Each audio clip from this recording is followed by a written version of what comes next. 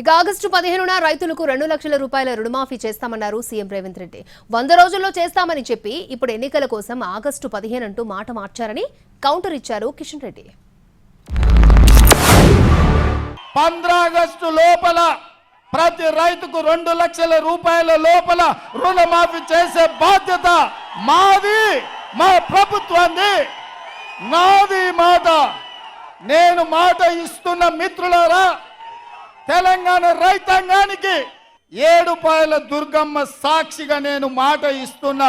15 August లోపల మీ 2 లక్షల రుణమాఫీ చేసే బాధ్యత నాది.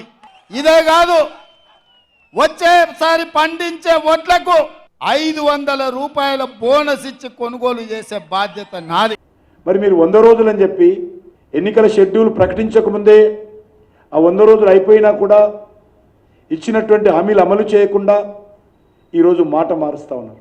పోనీ జూన్ 4కు ఎలక్షన్ కూడా అయిపోతుంది కదా, జూన్ 5న ఇస్తారా? ఈ గ్యారెంటీలు అమలు చేస్తారా? మళ్ళీ దాన్ని ఆగస్టు వరకు పొడిగిస్తున్నారు.